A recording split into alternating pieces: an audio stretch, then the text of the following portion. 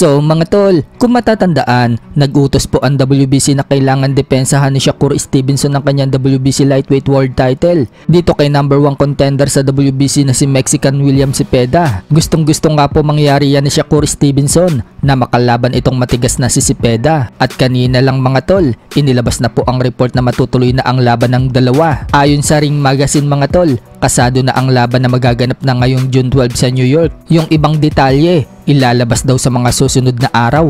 Nag-post nga din po ang promoter na si Cepeda na si Oscar De La Hoya at sinabing on na daw ang laban ni Shakur versus Cepeda. Nag-response nga po dyan si Shakur Stevenson at sinabing checkmate na daw sa kanya itong si Cepeda. So tingnan natin mga tol kung uubra nga ba ang volume puncher ni Cepeda kay Shakur. Kilala po kasing masipag sumuntok itong si Cepeda. Walang humpay na pagbitaw ng suntok. Habang si Shakur Stevenson naman mga tol, hindi nagpapatama sa kalaban. Sa kabilang banda naman mga tol, kasado na nga din po ang unification fight sa pagitan ni WBC Bantamweight World Champion Junto Nakatani versus IBF Bantamweight World Champion Ryusuke Nishida. Sa June 8 na po magaganap ang laban mga tol sa Ariake Arena, Tokyo, Japan. Undercard nga din po sa laban na yan mga tol si Tenzin Nasukawa. So magandang laban po yan mga tol. Pero malamang yan, paborito sa laban na yan si Junto Nakatani. Sa ibang banda naman mga tol, sa naganap po ng media workout ni Ryan Garcia kaninang madaling araw, paghahandaan niya sa laban dito kay Rolly Romero na magaganap na sa May 2nd. So dahil sa welterweight division na po lalaban itong si Ryan Garcia.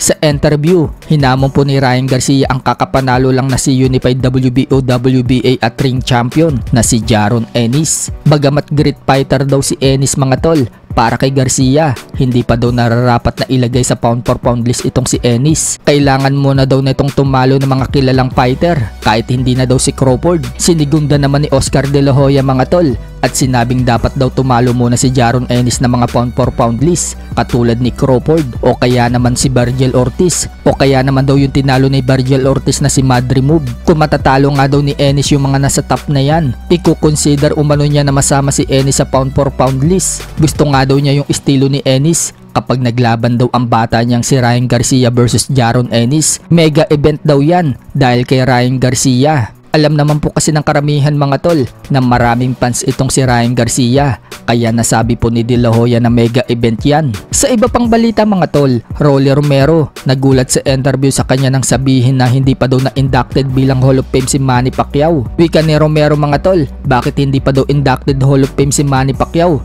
Isang 8 division world champion daw ito. Bagamat hindi daw niya nasubaybayan na magagandang knockout win ni Manny Pacquiao dahil wala pa daw siya sa boxing noong panahon na yon. Ang naabutan nga daw niya yung laban ni Manny Pacquiao kay Broner, Kit Turman at Tugas. Sa edad nga daw na yan, nagpakita pa daw na magandang laban si Manny Pacquiao. Kaya para kay Romero mga tol, dapat daw ma-inducted bilang Hall of Fame si Manny Pacquiao. Si Pacquiao lang daw kasi ang nag-iisang 8 division world champion. Wait. So Manny Pacquiao is not inducted in the Hall of Fame? Not yet. What does he mean to the